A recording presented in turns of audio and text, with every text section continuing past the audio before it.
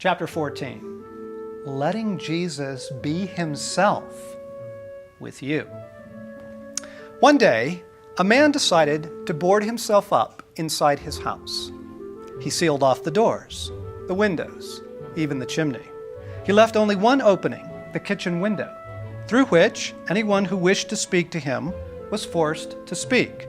Fortunately, there were people that still wished to speak to him, so they called on the man at his kitchen window. Over the years, this fellow came to the conclusion that the world was such a place in which people only speak to one another through kitchen windows. He wrote a book in which he argued that human discourse cannot and does not take place in any other way than through kitchen windows. The Kitchen Window School was founded shortly upon his death. Our experience of Jesus is limited most often by the limits we put on him. A painful truth, but also a hopeful one. Perhaps we can take down some of the barriers.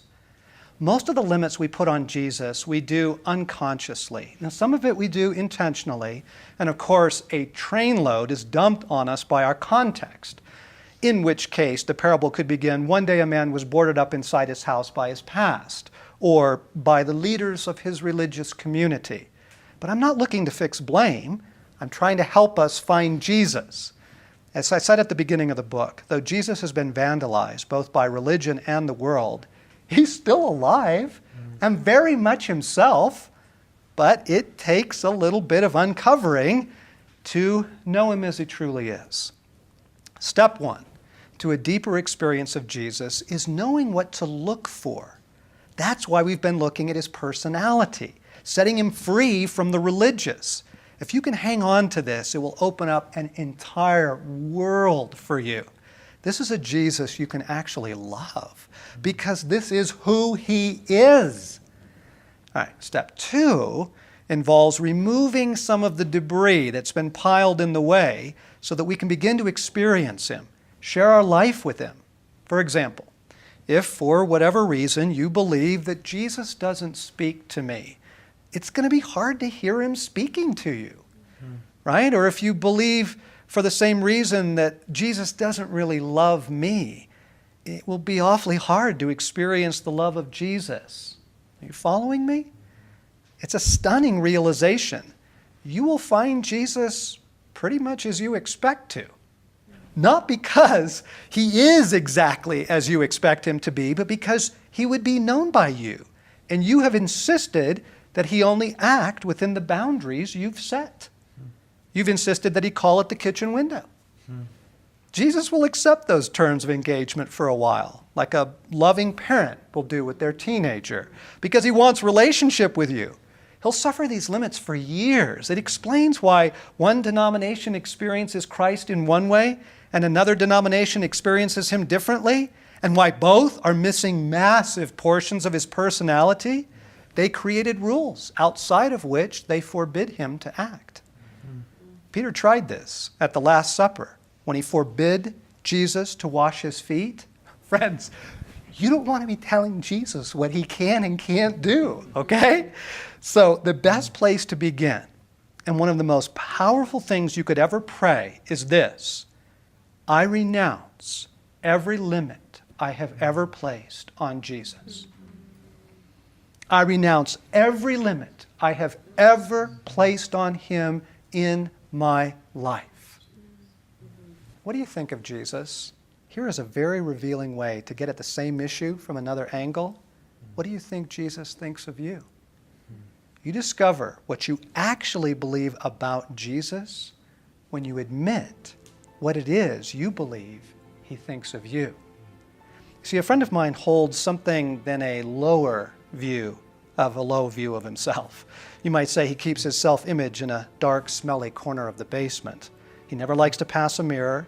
He hates it when people pay him compliments, and he dismisses them immediately as proof that you don't really know him. His childhood story is heartbreaking, and the self-contempt that got in through that trauma sunk its talons deep. It has damaged his relationship with God in many ways. Repentance becomes beating himself up. Taking up his cross becomes self-hatred. shame and self-loathing are what he thinks it means to be humble. The offers of intimacy with Jesus seem too good to be true. God would never speak to me, he says. And so over the years, his view of God has become severe. A gifted teacher, he began to spread his brokenness by convincing others that God was angry, ready to judge, usually impatient with our attempts to love him. Tormented himself, he spread the torment of misunderstanding. These people can actually grow very large churches. Listen to how someone prays. It will reveal what they really think about Jesus. Does he sound near, or does the prayer make him seem far away, up in the sky somewhere? Does it sound as though Jesus might be someone we're bothering with our requests, someone with more important things to do? Does he have a sense of humor? Or is he always serious? Is it formal and religious, or good morning, Papa? Do they even sound like they know him? Really, listen to their prayers. Listen to your own. We interpret Jesus through our brokenness, a painful but also a hopeful truth. Maybe we can open up the doors and windows that we didn't know we closed. For as long as I can remember, I've been haunted personally by the feeling that it's never good enough. Okay, it doesn't matter what this is. It might be a project, a friendship, painting a house, being a father. It's just never good enough. This began way before I met Jesus. It's one of the core pressures I've lived under all my life. And no matter what I'm doing, it doesn't feel good enough. Now, I became a Christian with this belief already deeply rooted within me. And what happened was it got attached to Jesus as well, so that nothing ever really feels good enough for him. Okay, I'm not doing good enough. I'm not loving him enough. You get the picture. This has absolutely nothing to do with who Jesus really is. It's my brokenness shaping my perception of him. This is actually really good news, friends. A fair share of your difficulty with Jesus is simply your brokenness getting in the way. It's good news because it enables us to realize that our perceptions might be wrong, that this isn't what Jesus is like, that this is our brokenness talking. And second, healing our brokenness is exactly what Jesus came to do. How did he handle every broken person that ever came to him? Okay, so think back to the story of Jesus and the boys fishing after the resurrection. Remember now, what did Peter do as Jesus was being tried and tortured? He renounced him.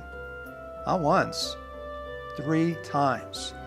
And then the rooster crowed, and Jesus, face swollen, upper lip already burst open and bleeding, he looked him right in the eye. Peter ran outside and wept. Can you imagine how torn apart he was inside? How full of shame and self-loathing? The doubt that Jesus would ever want to see him again. When the 153 large fish pop into the nets and John figures out it's Jesus, Peter hits the water, swimming like a Labrador retriever for shore, and there on the beach, Jesus restores him. I wouldn't be surprised if he did that whole wonderful escapade just for Peter. Wow.